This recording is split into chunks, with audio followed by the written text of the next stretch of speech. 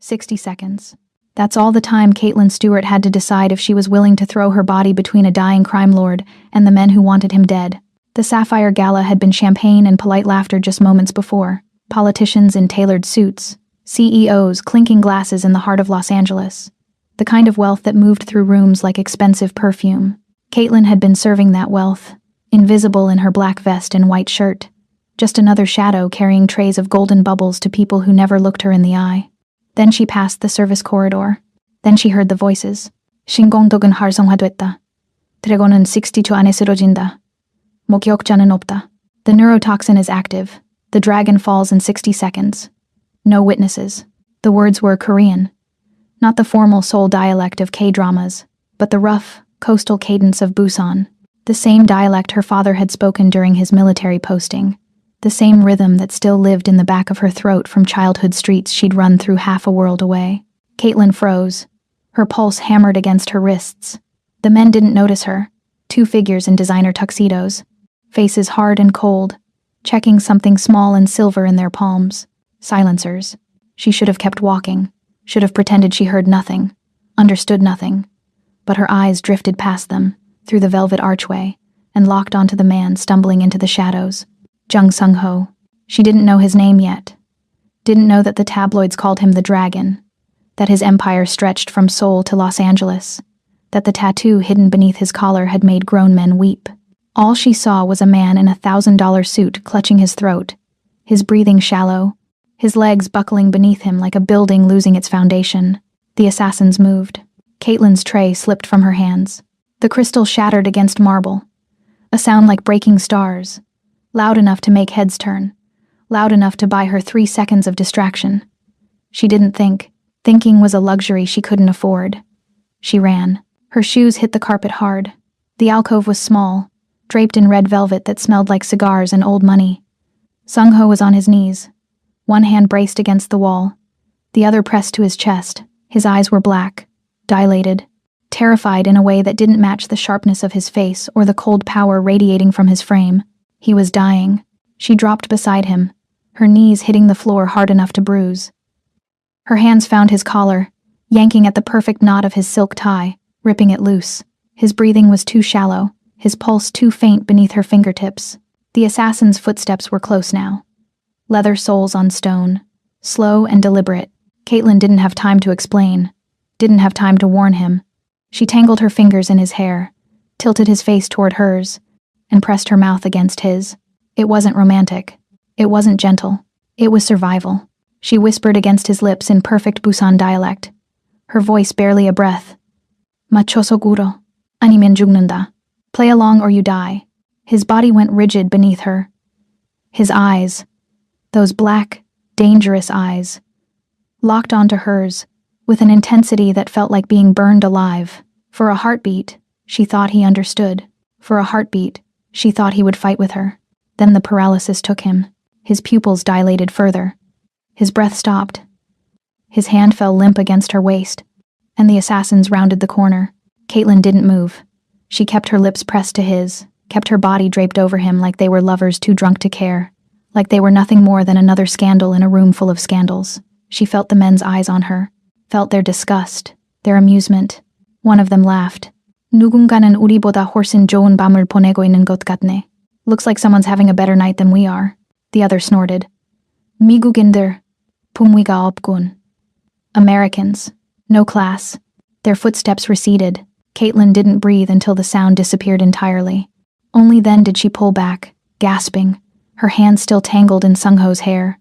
His eyes were half closed now, his face slack, his body heavy against hers, but he was still looking at her. Even as the neurotoxin dragged him under, even as his consciousness flickered like a dying flame, his gaze never left her face.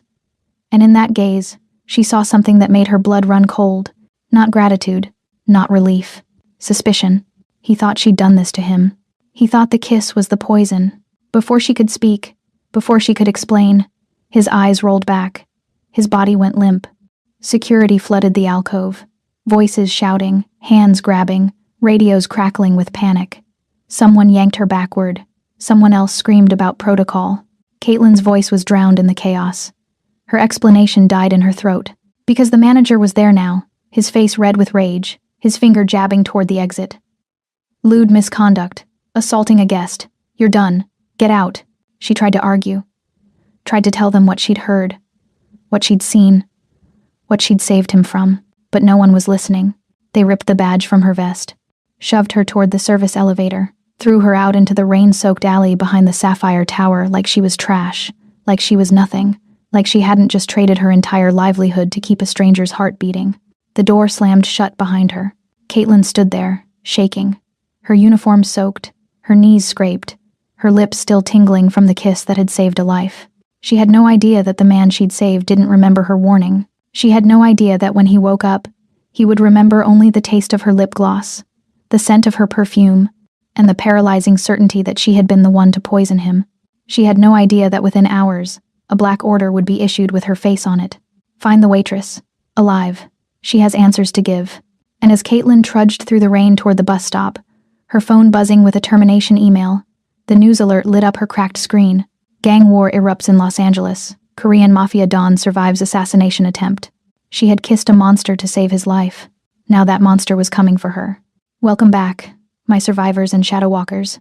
Before we step into his world, make sure you've chosen a side. Hit subscribe, press like to seal it, and tell me where you're watching from. I want to know how far the dragon's reach extends tonight. From gala lights to rain-soaked docks, every click keeps these secrets alive. Every comment proves you belong here. So find your sanctuary, silence the world, and brace yourself. This story doesn't let anyone leave untouched. Let's begin. The rain fell like judgment, cold and merciless against Caitlin's skin as she stood in the alley behind the Sapphire Tower. Her uniform clung to her body, soaked through, the white shirt now translucent against her dark skin. She could still taste him, expensive cologne mixed with terror, the ghost of his breath against her mouth. Her hands wouldn't stop shaking.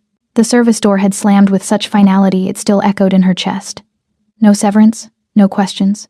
Just the manager's face twisted in disgust as he'd ripped the badge from her vest like she was contaminated. Like saving a man's life was somehow more obscene than letting him die on imported marble.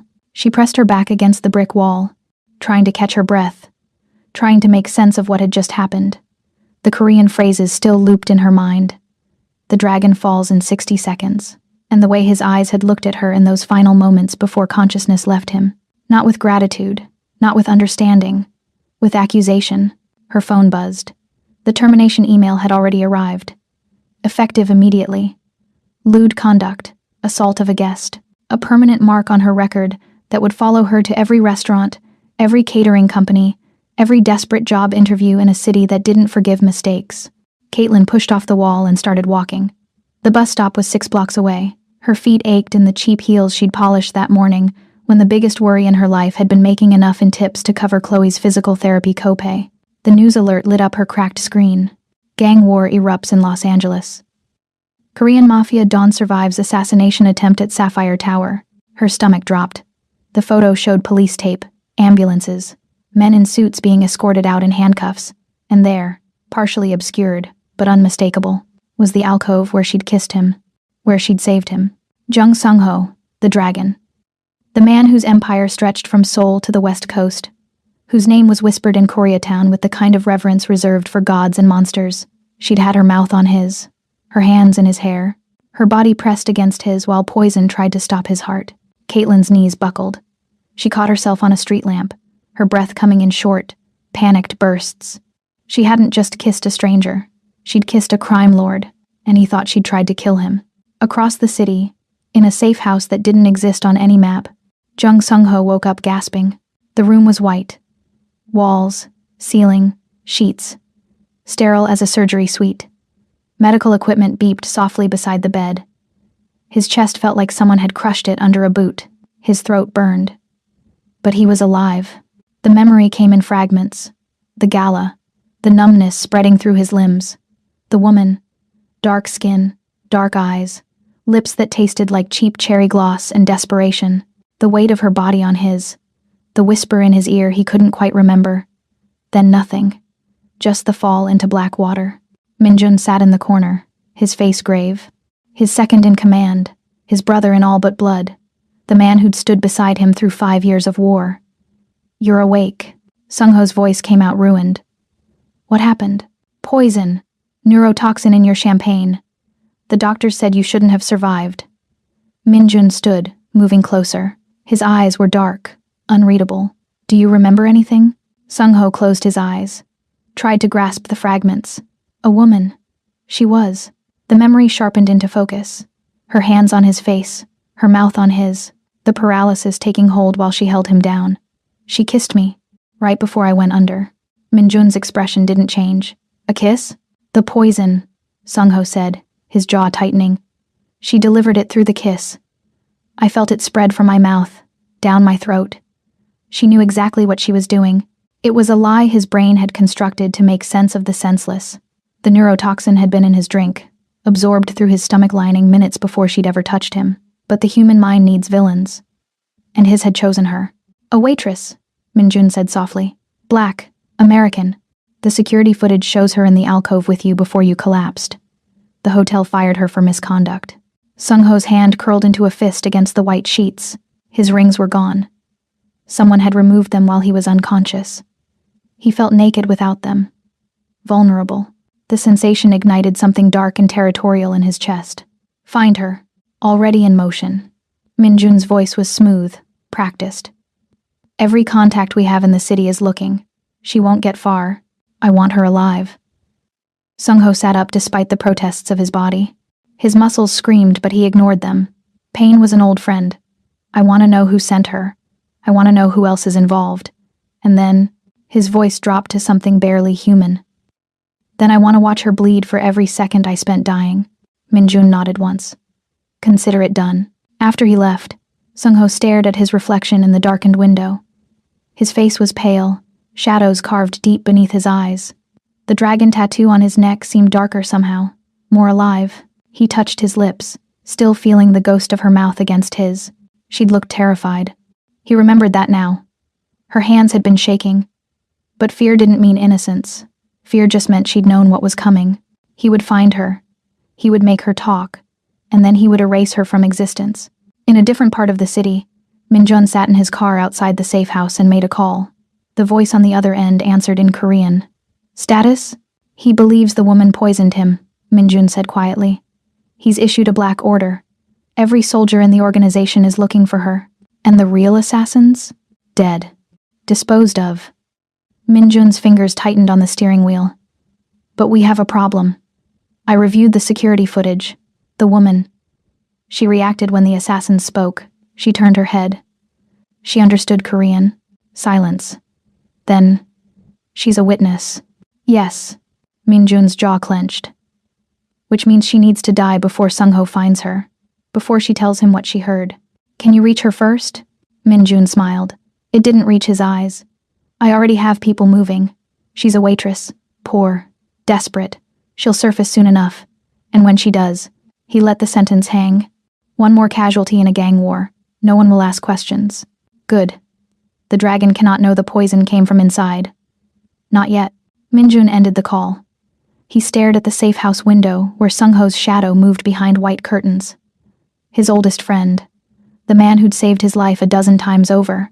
The man he was now actively betraying. Loyalty was a commodity. And Minjun had been bought years ago. Caitlin made it home just after midnight. The apartment building was a crumbling relic in a neighborhood where sirens were lullabies and gunshots were punctuation. She climbed 4 flights because the elevator had been broken since July. Her legs felt like lead. The door to 4C was already unlocked. Chloe was still awake, her wheelchair positioned in front of the television, her dark curls falling across the pillow she used for lumbar support. She looked up when Caitlin entered, her smile bright despite everything. How was the fancy party? Caitlin forced her face into something neutral. Fine. Made good tips. The lie tasted like copper, like fear. You're soaked. Chloe frowned. What happened? Just rain. Caitlin peeled off her wet vest, hung it on the back of a chair. The apartment was small. 1 bedroom they shared, a kitchen barely large enough for 1 person, a bathroom with tiles that had been cracked when they'd moved in 5 years ago. But it was theirs. Safe. Or it had been. She checked her phone again. 3 voicemails from bill collectors, 2 missed calls from unknown numbers, and the news article, still glowing on her screen. Young Sung-ho's face stared back at her. Sharp cheekbones, cold eyes, The kind of face that belonged on marble statues or wanted posters. She'd saved that man, and now he was going to destroy her for it. "Kate?" Chloe's voice was soft. "You okay?" "Yeah." Caitlin locked herself in the bathroom before her sister could see her cry. She turned on the shower to mask the sound and sank down onto the cold tile, her body shaking with sobs she couldn't control. She'd done the right thing. She'd saved a life. And the world was punishing her for it. Outside, 3 stories below, a black SUV idled at the curb. The driver watched the window where the light had just turned on. He lifted a phone to his ear. "Target confirmed. 4th floor. Do we move?" The voice on the other end was Min Jun's. "Not yet. Watch. Wait. I want to know her patterns, who she talks to, where she goes. When we take her, it needs to be clean." "Understood." The driver settled in for a long night. Inside his coat, the silencer was already attached to his weapon. He didn't know why the woman needed to die. Didn't care. In this business, curiosity was fatal. You followed orders.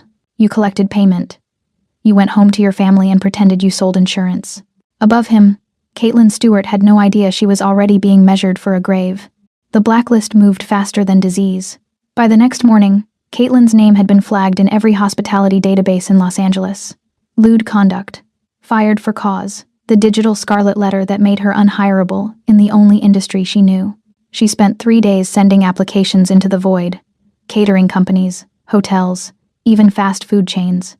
Every single one came back with the same automated rejection. "We regret to inform you." The rent was due in 6 days. Chloe's medication refill was 3 days overdue. The physical therapy bills were already in collections.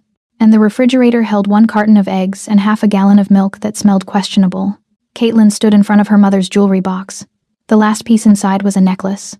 Gold, delicate, with a small sapphire pendant.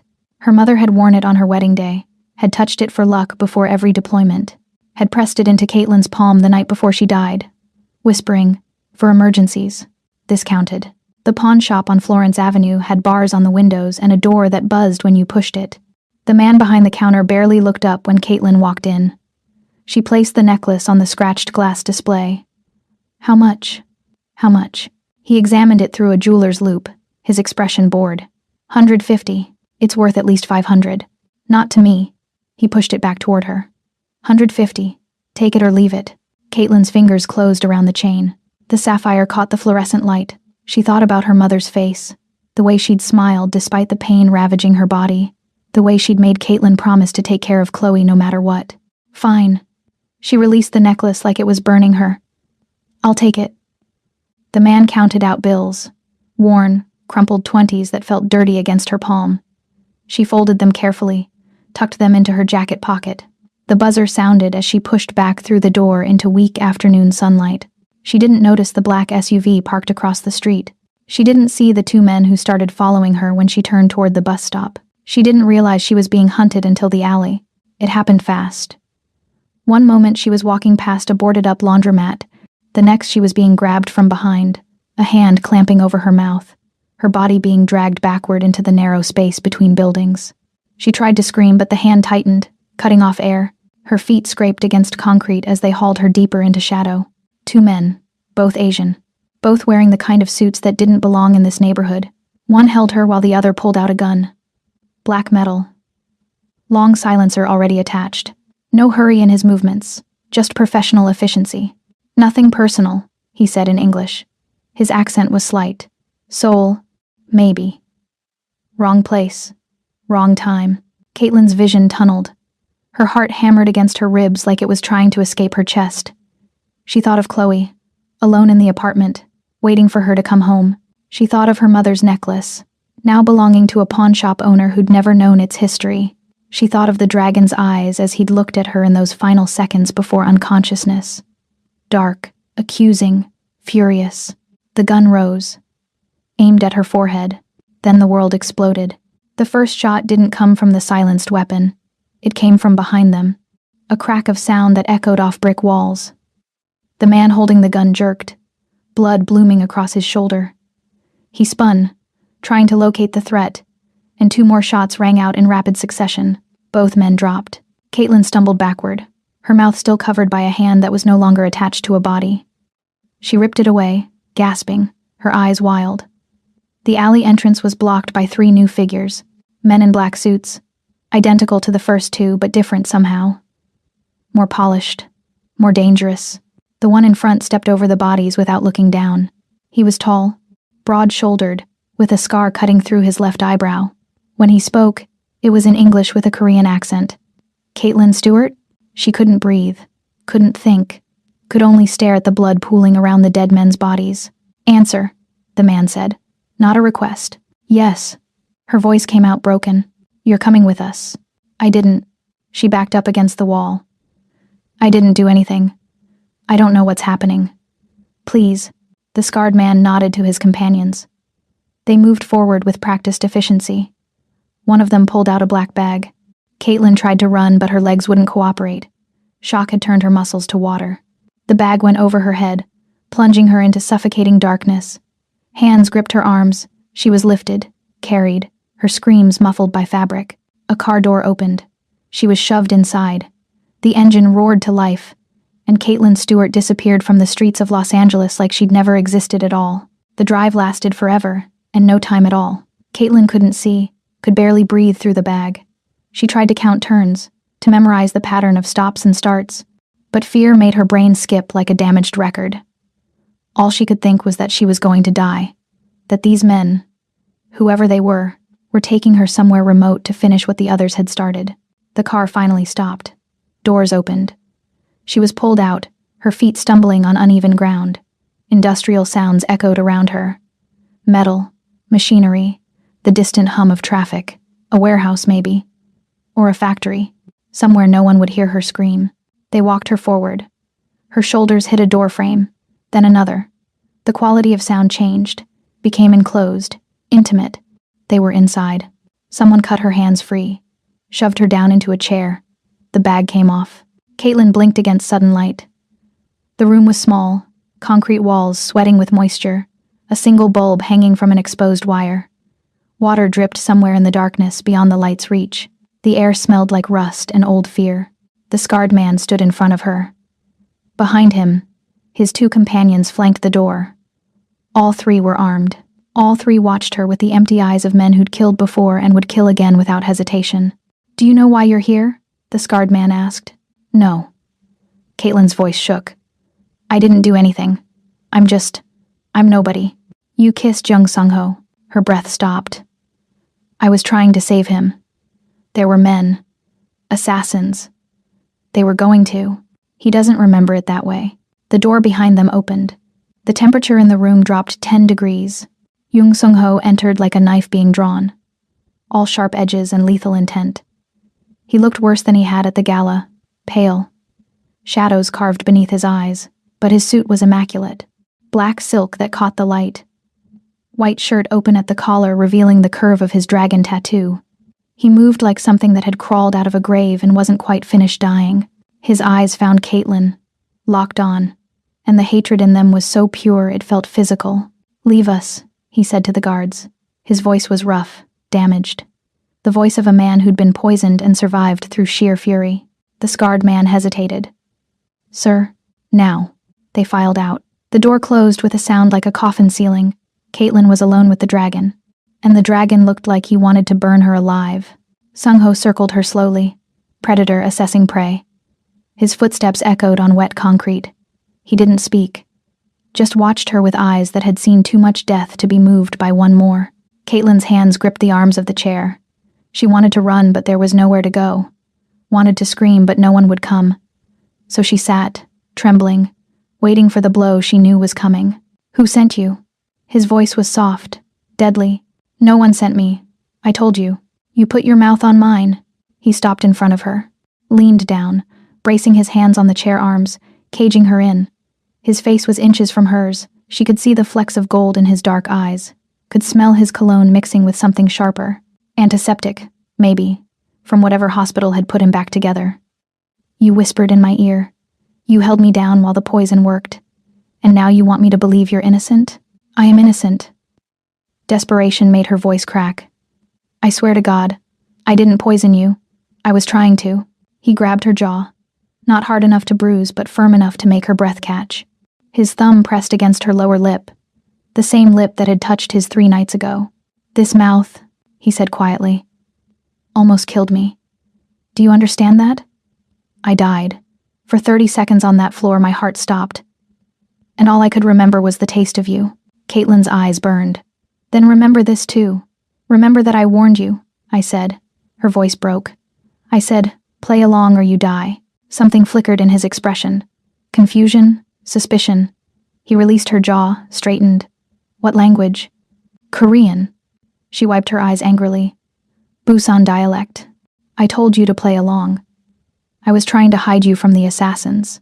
You don't speak Korean. Yes, I do. The words came out sharp, edged with hysteria. My father was military, stationed in Busan for 4 years. I grew up there. I speak it better than I speak English. Sung-ho stared at her. Processing. His hand moved to his jacket pocket. Drew out a gun. Not the kind with a silencer. This was something heavier, older, personal. He checked the chamber with practiced ease. The sound of the slide was obscenely loud in the small space. You're lying. I'm not lying. Caitlin shot to her feet. The chair clattered backward. I heard them. 2 men in the service corridor. They said the neurotoxin was active. They said the dragon falls in 60 seconds. They said no witnesses. And then I saw you, and you were. Her voice broke. You were dying. So I did the only thing I could think of. He aimed the gun at her head. Point-blank range. His hand was steady. Prove it. What? Speak Korean. Now. Or I pull this trigger and we both find out if you bleed the same as everyone else. Caitlin's mind went blank. Then the words came tumbling out in rapid-fire Busan dialect. The language of her childhood. The songs her father had taught her. The insults she'd learned from neighborhood kids. You're a stubborn, arrogant fool who'd rather kill an innocent woman than admit you might be wrong. You think you're a dragon, but you're just a scared boy playing at power. I saved your life and you're going to murder me for it. Because your ego can't handle the fact that you needed saving. The gun didn't waver. But his eyes changed. The fury bled into something else. Shock. Recognition. Horror. Say it again, he whispered. The assassins. What they said? Caitlin repeated it. Word for word. The exact phrasing she'd overheard. The dialect markers that placed the speakers as professionals. Probably ex-military. The casual tone that said they'd done this before. Sung-ho lowered the gun. His hand shook. Barely, but enough for her to notice. He took a step back. Another. His shoulders hit the wall and he stayed there, staring at her like she'd risen from the dead. You saved me. Yes. Tears were streaming down her face now. I saved you. And you kidnapped me. You were going to kill me. For doing the right thing. He was silent for a long moment. Then he raised the gun again. Caitlin flinched.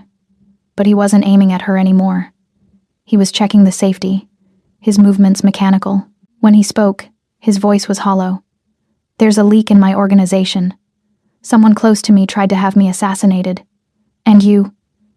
He looked at her, really looked at her, seeing past the waitress uniform to the person beneath. You're the only person who can identify them. I told you what they said. That's not enough. I need faces, voices. I need you to go through surveillance footage. I need you to. He stopped, cursed in Korean. I can't let you leave. Caitlin's stomach dropped. What? The people who tried to kill me know you were there. They saw you in the alcove. They know you heard them. He holstered the gun beneath his jacket. The moment I release you, you're dead. They'll kill you to eliminate the witness. So what, I'm your prisoner now? You're under my protection. He moved to the door, knocked twice. It opened immediately. The scarred man appeared. Take her to the penthouse, north wing. Post guards outside her door. Sir, do it. The man nodded. Gestured for Caitlin to follow. She didn't move. You can't do this. Sung-ho turned back to her. In the harsh light, she could see the toll the poison had taken, the way his skin stretched too tight over his bones, the tremor in his hands he couldn't quite hide. I just did. You have 2 choices. Stay with me and live, or leave and be dead within 24 hours. His smile was terrible. Choose. Caitlin thought of Chloe, alone in the apartment, waiting for her. My sister will be protected. I'll have her moved to a secure location. Medical care. Everything she needs. He stepped closer. You saved my life, Caitlin Stewart. Now I'm going to save yours, whether you want me to or not. The penthouse occupied the top 3 floors of a building that didn't officially exist. No name on the directory, no listed address. Just a private elevator that required a keycard and a retinal scan to access. The scarred man, whose name was Jay, she'd learned, escorted her up in silence. The doors opened onto luxury that felt obscene. Floor-to-ceiling windows overlooking the city. White marble floors, art that belonged in museums. The kind of wealth that didn't just whisper, it screamed. Jay led her through the main living area. Furniture that looked like it had never been sat on. A kitchen that gleamed with unused appliances. To the north wing, he opened a door. "This is yours." The room was bigger than her entire apartment. King-size bed with silk sheets. Attached bathroom with a tub that could fit 3 people. A walk-in closet that echoed. Through the window, Los Angeles spread out like a blanket of lights. Beautiful and unreachable. "Mr. Jung will send for you when he's ready," Jay said. "Don't try to leave. The guards have orders to." "To what?" Caitlin turned on him. "Shoot me?" "To keep you safe." His expression didn't change. "There's a difference." He left. The lock clicked from outside. She was alone. Caitlin sank onto the edge of the bed. The silk was cool against her skin. Everything in this room cost more than she'd made in a year. And it was a prison. She thought about Chloe. Wondered if Sungho was telling the truth about protecting her. Wondered if her sister was scared. If she understood why Caitlin hadn't come home. The phone in her pocket was dead. Battery drained hours ago. Even if it worked, who would she call? The police? And tell them what? That a crime lord had kidnapped her but was also keeping her alive? Hours passed. The sun set. The city transformed into a sea of light. Someone brought food on a covered tray. Expensive dishes she didn't recognize. Wine that outweighed her rent by several zeros. She didn't touch it. Couldn't. Her stomach was a knot of fear and confusion. Around midnight, the lock clicked again. Sungho entered carrying a first aid kit. He looked worse than before. His shirt was unbuttoned, revealing bandages wrapped around his torso. His hair was damp like he'd just showered. Without the armor of his suit jacket, he looked almost human. Almost vulnerable. "You're not eating." He set the kit on the dresser. "I'm not hungry. You need to eat. I need to leave." She stood. "I need to see my sister. I need to know she's okay. She's fine. I had her moved to a private facility 2 hours ago. Medical staff on site, security around the clock." He opened the kit, pulled out alcohol wipes. "She's safer there than she's ever been." Caitlin wanted to scream at him. Wanted to claw at his face until he understood that safety without choice wasn't safety. It was captivity. But the exhaustion was crushing her. 3 days of fear had hollowed her out. "Why are you here?" she asked instead. "I need you to look at something." He pulled out his phone, tapped the screen. Security footage filled the display. "The gala. I've been reviewing every angle. I need you to identify the men you heard." He sat on the edge of the bed, patted the space beside him. An invitation. An order. Caitlin hesitated, then sat, maintaining a careful distance between them. The phone was heavy in her hands. The footage showed the service corridor. 2 men in tuxedos, their backs to the camera. She watched their body language, the way they moved, the gestures they made. One of them turned slightly, his profile catching the light. Her breath stopped. "That's him. The one on the right." She paused the video. "He's the one who said the dragon falls." Sungho leaned closer to see the screen. His shoulder brushed hers. She felt the heat of him even through their clothes. Felt the way his body tensed when he recognized the face. "That's one of Min Jun's men." "Who's Min Jun?" My lieutenant. My second in command." His voice had gone flat, emotionless. "My brother." The betrayal was written in every line of his body. Caitlin watched him process it. Watched the realization that the person he trusted most had tried to have him killed. For a moment, he looked lost. Young. Human. "I'm sorry," she said softly. He laughed. It was a terrible sound. "You're apologizing to me? After everything I've put you through? You thought I tried to kill you. I understand why you..." "No." He took the phone from her hands, set it aside. "You don't understand. I hunted you. I was going to torture you. I had men tracking you. Ready to." He stopped, closed his eyes. "I almost killed you in that warehouse. Put the gun to your head and almost pulled the trigger. But you didn't. Because you spoke Korean." He opened his eyes. Looked at her. Really looked at her. Not as a target or a witness, but as a person. "My mother spoke that dialect. She died when I was 14. I haven't heard it from someone who wasn't born in Busan since. His hand lifted, moved toward her face, then dropped. Like he'd remembered he didn't have the right to touch her. You sounded like her. In that moment, you sounded like home. The vulnerability in his voice cracked something in Caitlin's chest. This man, this dangerous, powerful, terrifying man, was grieving. For his mother, for his murdered trust, for the life he'd had before poison and betrayal. I need your help, he said quietly. To find the others. To root out everyone involved before they try again. And I know I have no right to ask. I know you should hate me. But I don't hate you. The words surprised her even as she spoke them. I should, but I don't. His eyes held hers, dark and deep and full of something she couldn't name. Why? Because I've been where you are. After my mother died, after my father. She swallowed hard. I know what it's like to have everything taken from you. To not know who to trust. You made a mistake. A huge, terrible mistake. But you're trying to fix it. Sung-ho reached out slowly. His fingers brushed her cheek, gentle despite the calluses, despite the violence those hands had committed.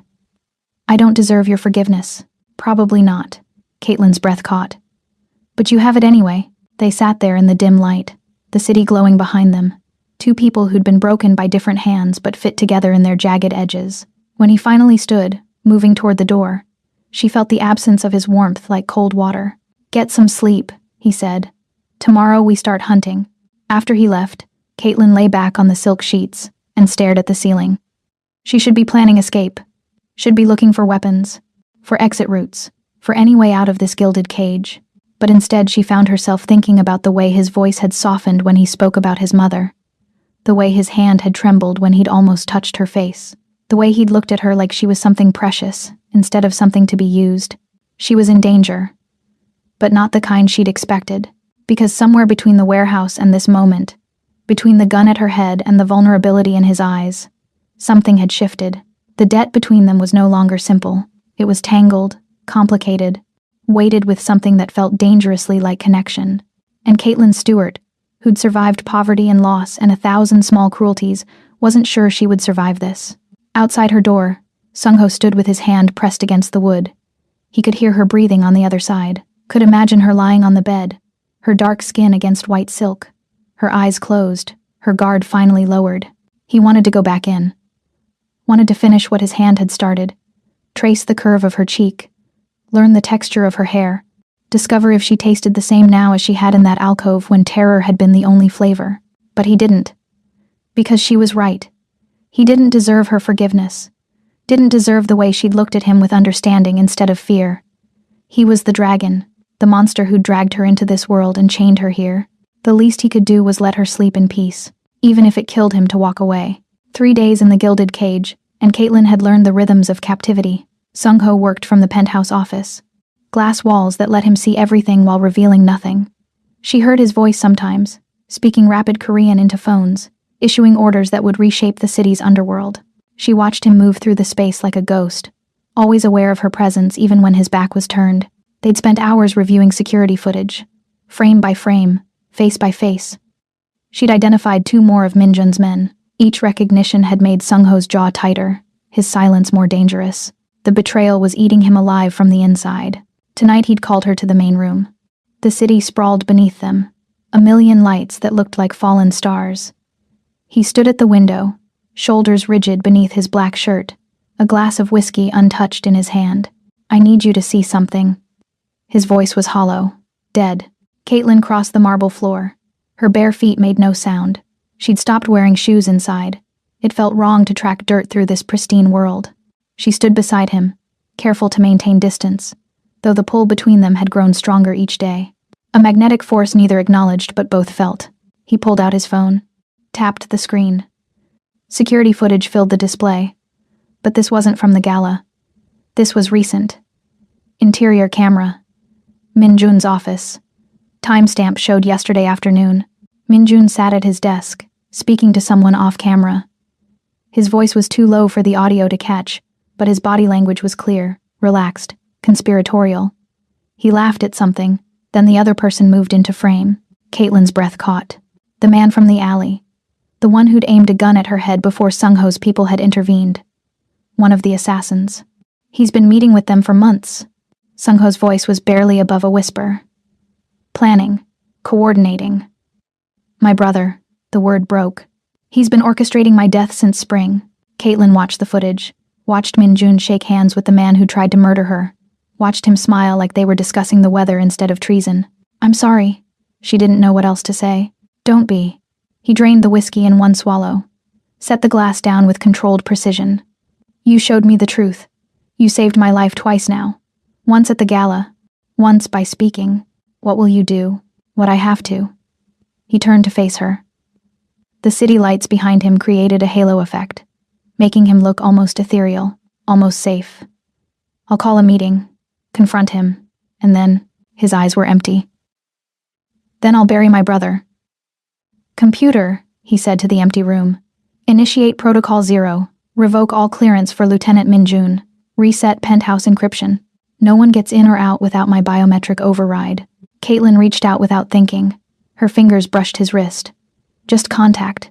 Just the warmth of skin against skin. There's always another way. Not in my world. But he didn't pull away from her touch.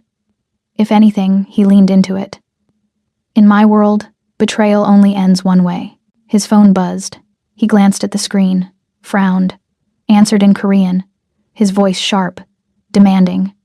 Whatever the person on the other end said, made his face go pale. He hung up. Looked at Caitlin, and in his eyes she saw something that terrified her more than guns or warehouses or death threats. Fear. What? She asked. He turned the phone around. Video call queued up.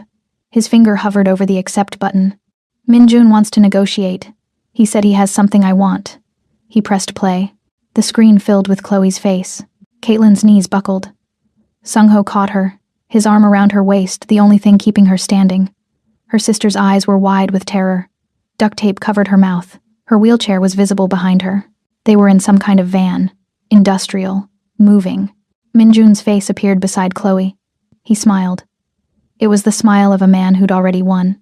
Hello, Caitlin. I hope you're comfortable in Sung-ho's gilded cage. I hope you've been enjoying his hospitality.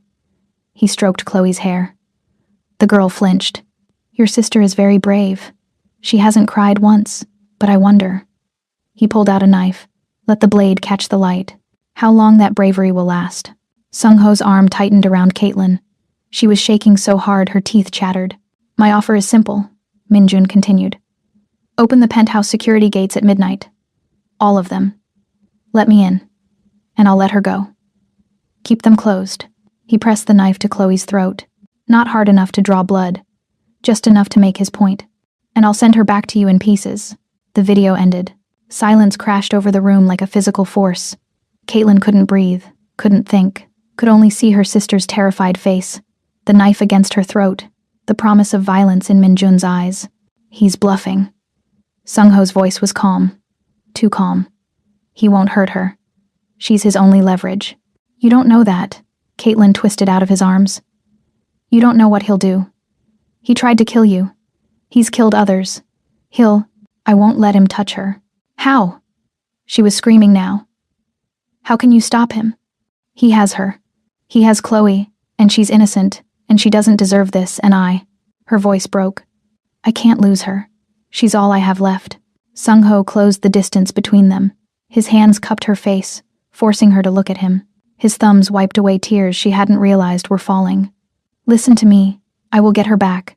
I swear on my mother's grave. I will bring your sister home safely. And if you can't, then I'll die trying. His eyes held hers, dark and infinite and absolutely serious. You saved my life, Caitlin. Now I'm going to save hers. But Caitlin could see the calculation in his expression. Could see him running scenarios, weighing odds, measuring risks. And she knew with the terrible certainty of someone who'd lost too much already, that he didn't have a plan, not one that guaranteed Chloe's safety. Min-jun had outmaneuvered them, had found the one weakness Sung-ho couldn't protect against, and now they were trapped in a game where the only winning move was surrender. Caitlin looked at the clock on the wall. 3 hours until midnight. 3 hours to decide if she was willing to trade Sung-ho's life for her sister's. 3 hours to figure out which loss would destroy her more completely. I need to be alone. She pulled away from his hands, his warmth, the false security of his promises. Please. Sung-ho let her go. Watched her walk back to her room. Watched the door close. And then he pulled out his phone and made a call. Jay. Gather everyone. We're going to war. Inside her room, Caitlin pressed her back against the door and slid down to the floor. Her mind was racing. The security panel was in the main room. She'd watched Sung-ho use it dozens of times. Retinal scan plus a 12-digit code. She didn't have his eyes, but she had his trust. He'd shown her the code yesterday while explaining the system. Had said it was so she'd feel safer knowing how the protection worked. He'd armed her with the one weapon that could kill him, and Minjun knew it. Somehow he knew that she'd seen the code, that she could open the gates, that she had the power to deliver the dragon gift-wrapped and helpless. Caitlin looked at her reflection in the dark window. Her own face stared back, exhausted, terrified, backed into a corner with no good options. She thought about the gala, about the split-second decision to throw her body between a stranger and death. She'd thought that was the hardest choice she'd ever have to make. She'd been wrong, because this choice, this impossible, soul-destroying choice, was worse. Save her sister, condemn the man who'd become something dangerously close to salvation, or save the dragon, and live with Chloe's blood on her hands forever. The clock ticked forward. Midnight crept closer, and Caitlin Stewart, who'd survived poverty and loss and 1,000 small cruelties, finally understood what it meant to be truly broken. Midnight approached like an execution. Caitlin stood in the penthouse kitchen, her hands wrapped around a mug of coffee she had no intention of drinking. Through the glass walls, she could see Sung-ho in his office, phone pressed to his ear, orchestrating something. War, probably. Violence. The kind of response a man like him deployed when threatened. But it wouldn't be enough. She knew that with the terrible certainty of someone who'd already lost everything once before. Minjun had planned this too carefully. Had anticipated every move. Had known exactly where to strike to make her bleed. The coffee had gone cold. She poured it down the sink. Started again. This time she opened the cabinet where Sung-ho kept his private stash. Expensive beans from some plantation she'd never heard of, ground fresh each morning. Her hands were steady as she measured. Steady as she waited for the machine to brew. Steady as she reached into her pocket and pulled out the small packet she'd found in the bathroom medicine cabinet. Sleep aid. Prescription strength. The label said 1 pill for insomnia. She crushed 3 into powder. Her reflection in the chrome coffee maker looked like a stranger. Dark skin, ashen. Eyes hollow. The face of someone about to commit an unforgivable sin. She stirred the powder into the cup. Watched it dissolve. Watched her last shred of integrity disappear with it. Caitlin. She spun. Sung-ho stood in the kitchen doorway. He'd changed into tactical gear, black on black, knives strapped to his thighs, a gun holstered at his ribs. He looked like death dressed in expensive fabric. Looked like the dragon everyone feared. I was making you coffee. Her voice didn't shake. Small mercies. You've been working all night. Something shifted in his expression. Softness, gratitude, the terrible vulnerability he only showed her. You didn't have to do that. I wanted to. She held out the cup. Steam rose between them like smoke from a funeral pyre. You need your strength for whatever's coming. He took the coffee. Their fingers brushed. The contact sent electricity up her arm. Desire and guilt mixed into something toxic. He raised the cup to his lips. Paused. Looked at her over the rim. Jay is mobilizing everyone, he said. We've tracked Minjun's location. He's holed up in a warehouse near the docks. We're going in at 11:45, 15 minutes before his deadline. He took a sip. I'll have Chloe back before midnight. Caitlin's throat closed. And if something goes wrong, nothing will go wrong. Another sip. His eyes never left hers. I trust you, Caitlin. You were right about Minjun. Right about everything. I should have listened from the start. The words were knives, each one cutting deeper than the last.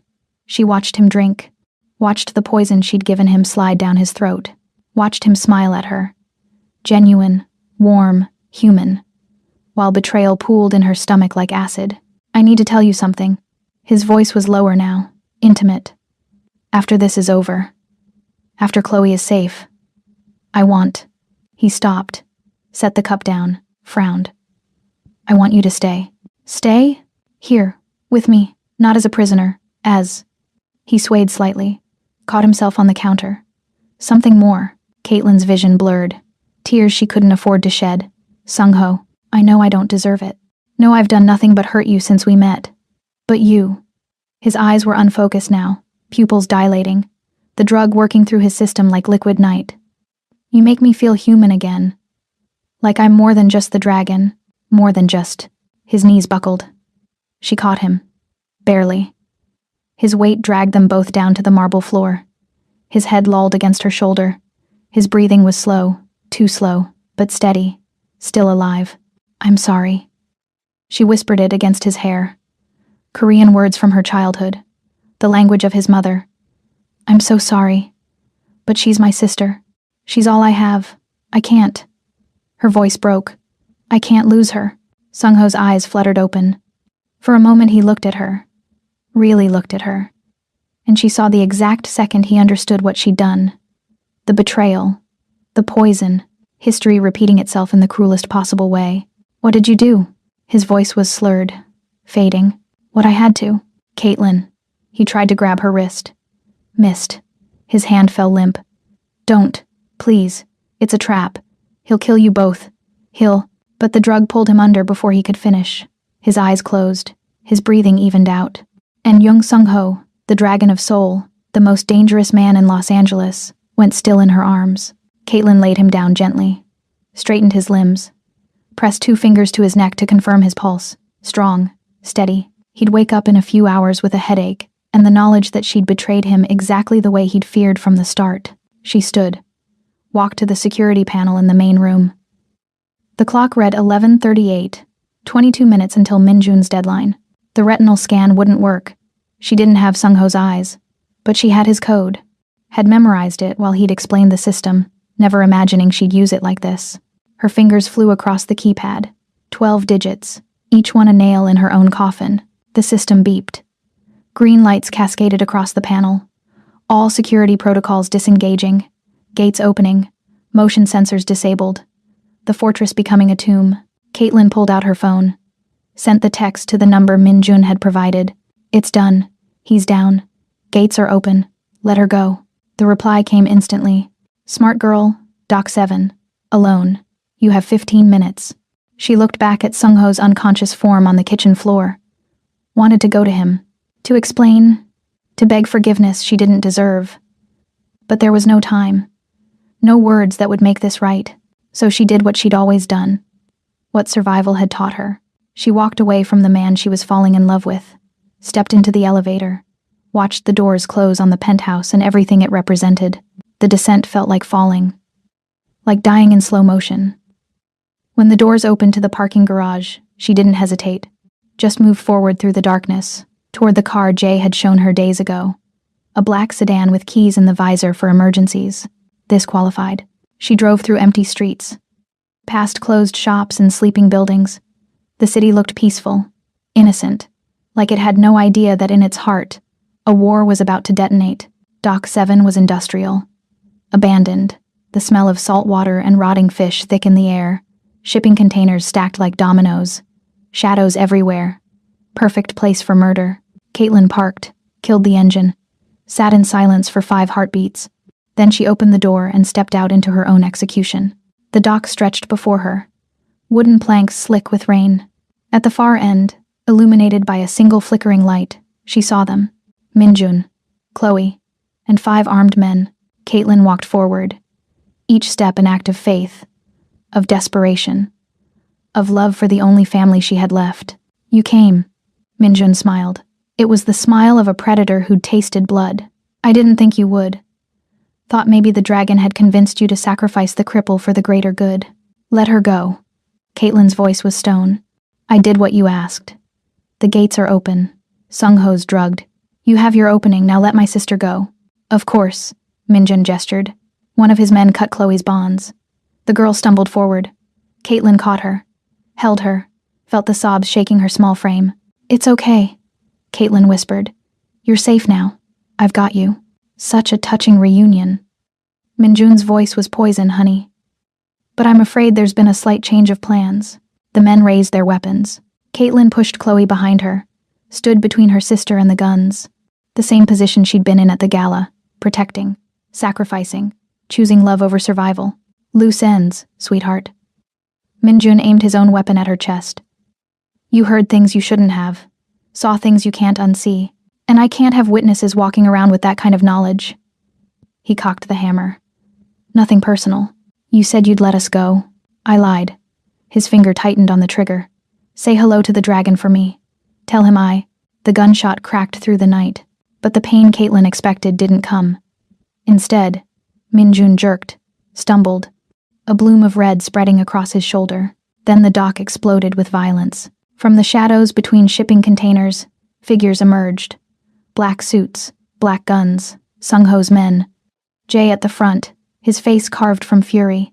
They moved like a tidal wave, like vengeance given form. The firefight lasted seconds. Minjun's men were good, but Sung-ho's were better, more trained, more loyal, more willing to die for their dragon. Bodies fell. Blood painted the dock.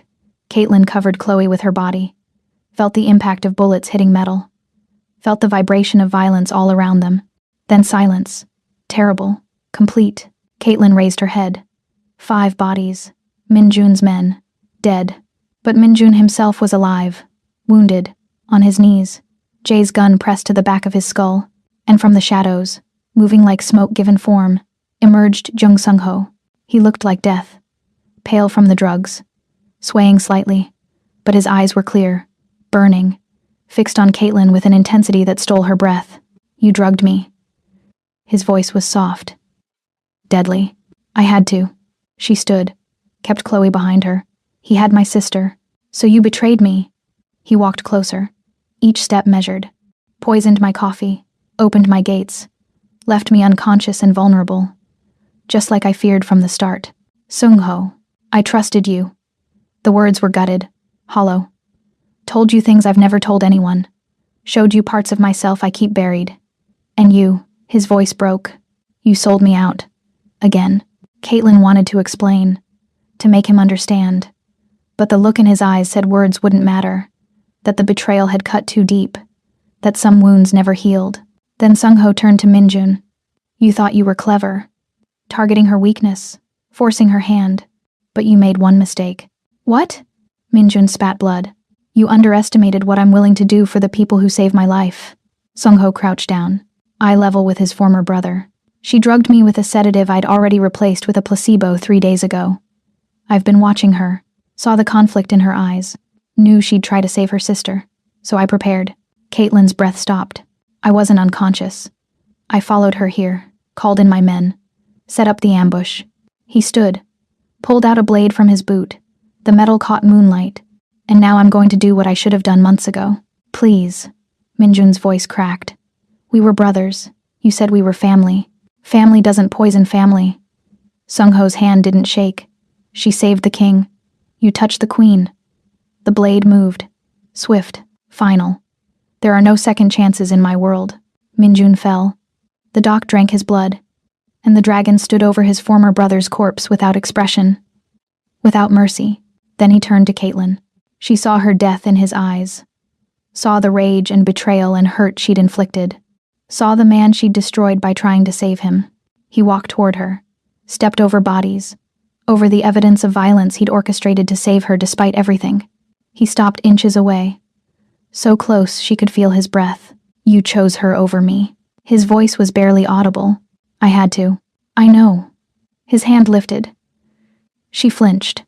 But he only touched her face. Gentle. Heartbreaking. And that's why you're still alive. Then he collapsed.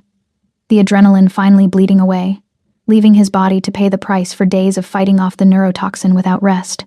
Caitlin caught him, held him, screamed for Jay, and as medics swarmed the dock, as sirens wailed in the distance, as her sister sobbed safe in someone else's arms, Caitlin held the dragon and wondered if she'd just saved him or destroyed them both. The hospital room was too white, too clean. Sanitized violence dressed up as healing. Caitlin sat in the chair beside Sung-ho's bed, watching his chest rise and fall with mechanical precision. They'd hooked him to monitors that beeped softly, had run tests, had pumped him full of fluids to stabilize his heart after the strain of the last few days. The doctors said he'd be fine, that he'd wake up in a few hours, that the mixture of drugs and adrenaline had shocked his system but caused no permanent damage. They didn't mention the damage she'd caused, the trust she'd shattered, the betrayal that would live between them like a scar. Chloe was in the next room. Private wing. Security stationed outside. Fed, bathed, given medical attention she desperately needed, safe for the first time in days.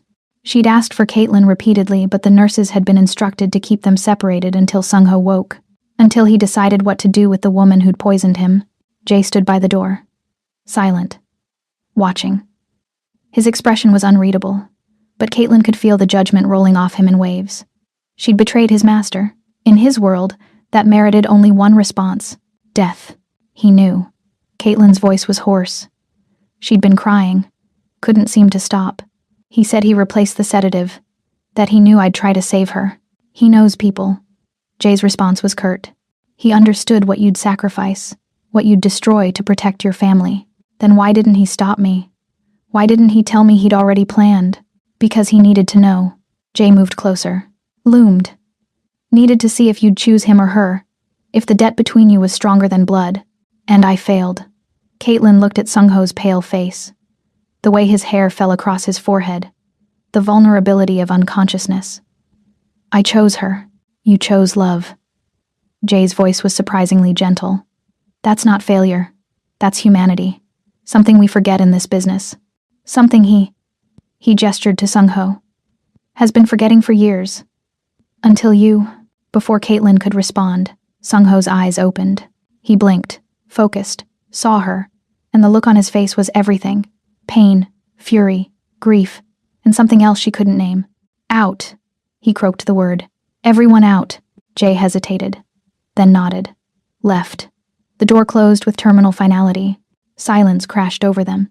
Sung-ho sat up slowly, winced, pulled the IV from his arm with casual brutality. Blood welled. He ignored it, just stared at her with eyes that had seen her commit the ultimate betrayal and chosen to save her anyway. Why did you do it? His voice was destroyed. I told you I'd get her back. I was planning the extraction. I had men mobilized. I would have. I couldn't risk it. Caitlin's hands twisted in her lap. I couldn't gamble with her life.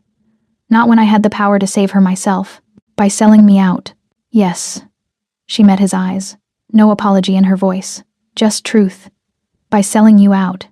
By drugging you. By opening the gates and walking into a trap. Because that's what love looks like. Stupid. Reckless.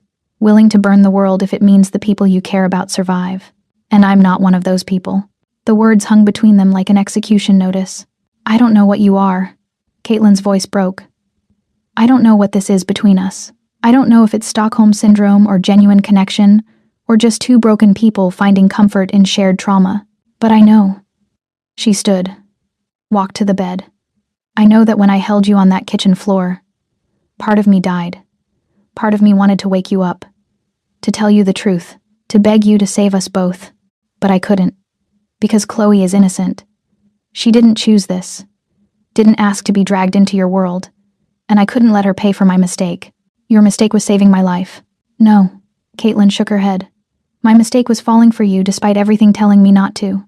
Despite knowing that people like us, from different worlds, different lives, we don't get happy endings. We get what we got. Violence, and betrayal, and blood. Sung-ho was silent for a long moment. Then he reached out, grabbed her wrist, pulled her down to sit on the edge of the bed. His grip was firm but not painful. Possessive but not cruel. I knew you'd betray me. His thumb stroked her pulse point. From the moment I brought you to the penthouse, I knew if Minjun found the right leverage, you'd sacrifice me to save her. That's who you are. Loyal to a fault. Willing to destroy yourself for family. Then why keep me there? Why trust me with the security codes? Why? Because I wanted to believe. His other hand cupped her face, forced her to look at him. Wanted to believe that maybe, just maybe, someone could choose me. Not because I'm the dragon.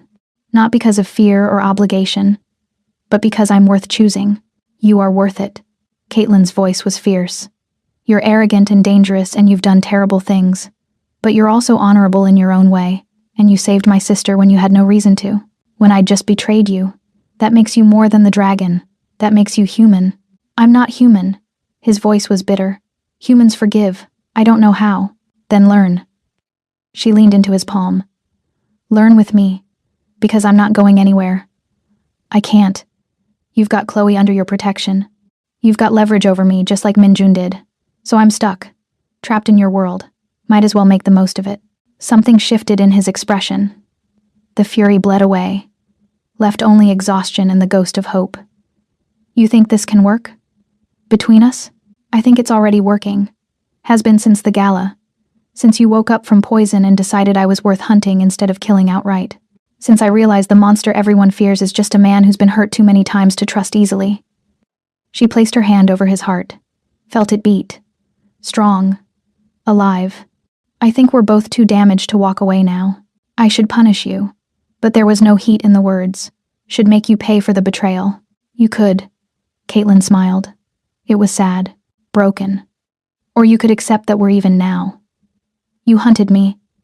I drugged you. Both of us made choices driven by fear and desperation. Both of us survived. That has to count for something. Sung-ho pulled her closer, until she was pressed against his chest, until she could feel the rhythm of his breathing, until their hearts synced. The debt between us, he whispered against her hair, is never going to be paid, not fully, because every time I think we're even, one of us saves the other again. It's an endless loop. Then stop counting. Caitlin's arms wrapped around him. Stop trying to balance the scales. Just accept that we're bound together, for better or worse, in blood and betrayal, and whatever happens next. He was quiet for a long time. Then he tilted her face up, looked at her with eyes that were finally clear. I want you to stay. Permanently. Not as a prisoner. He struggled with the word, as mine. I don't belong to anyone. You belong to me. His voice was dark, possessive. The dragon claiming his hoard. And I belong to you. Whether either of us like it or not. Then he kissed her. Not like the gala. Desperate and performative. This was slow. Deliberate. A promise made with lips and tongue and the slide of his hands into her hair. She kissed him back. Poured everything into it. The fear. The relief. The impossible love that had grown in the spaces between violence. When they broke apart, both were breathing hard. One condition, Caitlin said. Name it. Chloe stays protected. Forever. No matter what happens between us. No matter if this falls apart. She's untouchable. Done. No hesitation. She's family now. And I protect family. Even when family betrays you? His smile was sharp, dangerous, beautiful. Especially then. 2 weeks later, Caitlin woke up in silk sheets that no longer felt foreign. The penthouse had become home in that strange way trauma locations do, familiar through repetition rather than comfort. Sunlight streamed through floor-to-ceiling windows. The city spread below like a conquered kingdom. Chloe's laughter echoed from the next room. She'd moved into the guest suite. Accessible bathroom, medical equipment, a team of physical therapists who came daily. The change in her had been remarkable. Color in her cheeks, light in her eyes, hope. Caitlin pulled on one of Sung-ho's shirts, black silk that smelled like his cologne, and padded into the main room. Chloe sat at the breakfast table, arguing with Sung-ho about video games. He was explaining the mechanics of some strategy game in Korean while she fired back in English. The language barrier didn't matter. They'd found their own rhythm. You're ganging up on me. Caitlin leaned against the doorframe. That's not fair. Sung-ho looked up. His eyes tracked over her. Bare legs, his shirt hanging off one shoulder, sleep still clinging to her features. The heat in his gaze was immediate, possessive, but he banked it. Not in front of Chloe. Your sister is a natural tactician, he said. Reminds me of someone. Someone stubborn and reckless? Chloe grinned. Exactly. Caitlin poured coffee. Real coffee now. She'd learned how he liked it, had memorized the ritual, had made peace with the domesticity of captivity. I have a meeting this afternoon. Sung-ho stood, straightened his tie, back in his armor of expensive suits, rebuilding after Minjun's betrayal. It'll take months to secure all the territory he compromised. Need my help? Caitlin asked. Always. He crossed to her, kissed her forehead, a casual intimacy that still felt strange and perfect. There's a new shipment coming in. Documents in Korean. I need you to translate. I'm your translator now? Among other things. His hand rested on her hip, squeezed gently, a promise of what would come later. My partner, my conscience, your queen, Chloe interrupted. Just say it already. You two are so obvious. Sung-ho laughed. The sound was rare, precious. Smart girl. After he left for his meeting, After Chloe went for her physical therapy session, Caitlin stood alone on the balcony. The city stretched endlessly. Somewhere down there was the Sapphire Tower, the alley where she'd almost died, the pawn shop where she'd sold her mother's necklace. All of it felt like another lifetime. Her phone buzzed. Text from Sung-ho. "The penthouse is yours now. Officially. Deed transferred. Key on the dresser." She walked back to the bedroom, found the velvet box, opened it. Inside was a key. Platinum, engraved with a dragon wrapped around a rose. Beautiful, excessive, very him. Beneath it was a note in his precise handwriting. "The debt is paid, but I am not finished. S." Caitlin smiled, pocketed the key, went to the closet and pulled out the dress he'd bought her last week. Emerald green, the color of ambition and envy and new beginnings. She slipped it on, studied herself in the mirror. The waitress was gone. In her place stood someone harder, sharper. A woman who'd survived assassination attempts and betrayals and her own choices coming back to haunt her. A woman who'd learned that love in the underworld looked different, darker, more complicated, but still love. When Sung-ho returned that evening, he found her on the balcony. The dress, the key on a chain around her neck, her hair loose in the wind. She looked like something out of a painting, like a queen surveying her empire. He came up behind her, arms encircling her waist, chin resting on her shoulder. "You're wearing it. It's beautiful. It's yours. Everything is yours." His voice was low, intimate. "The penthouse, the protection, my organization if you want it. I don't want your empire." She turned in his arms. "I just want you. Complicated, dangerous, impossible you. Then you have me." He kissed her, slow, deep. The kind of kiss that promised forever even when forever was uncertain in their world. "What if I get tired of you?" "You won't." His smile was arrogant. "I'm too interesting." "What if you get tired of me?" His expression turned serious. "Impossible. You're the only person who's ever seen me, really seen me, and chosen to stay anyway. That's not something I let go of." They stood there as the sun set, as the city transformed from gold to neon, as the night claimed the sky and turned everything into shadow and light. Below them, Los Angeles hummed with life. Criminals and victims, hunters and prey. A million stories unfolding simultaneously. But up here, in the penthouse that overlooked it all, Caitlin Stewart and Young Sung-ho had written their own story. One that started with poison and survival and a kiss that saved a life. One that continued with betrayal and forgiveness, and the slow burn of two people learning that love in darkness looked different than love in light. One that would end, eventually, inevitably, with more blood and more choices and more impossible odds. But for now, in this moment, they had peace, had each other, had the fragile hope that maybe, just maybe, the dragon and his queen could build something that lasted. "I love you." Caitlin said it simply, without drama, just truth. Sung-ho went still. Then he cupped her face, looked at her with eyes that held galaxies of emotion he didn't know how to name. "Say it again. I love you, even though you're a crime lord, even though you kidnapped me, even though this is completely insane. I love you too." The words were broken, new, like he'd never said them before. "Even though you poisoned me, even though you betrayed me, even though you drive me absolutely insane. We're a mess. We're perfect." He kissed her again, harder this time, desperate, like he was trying to imprint himself on her soul. "And you're never leaving. Never, never." His smile was dark, possessive, everything she'd learned to crave. "You're mine now. The waitress is gone. The queen has arrived." And as the city lights reflected in the glass, as Chloe's laughter echoed from inside, as the future stretched uncertain and dangerous before them, Caitlin finally understood what she'd found in the shadows. Not safety, not redemption, but something better. Home. If this story of betrayal, sacrifice, and the dragon's obsession kept you on the edge of your seat, make sure to hit that like button. Did Caitlin make the right choice at the docks? Let us know in the comments below, and don't forget to subscribe and ring the bell, because in this city, the next story is always more dangerous than the last.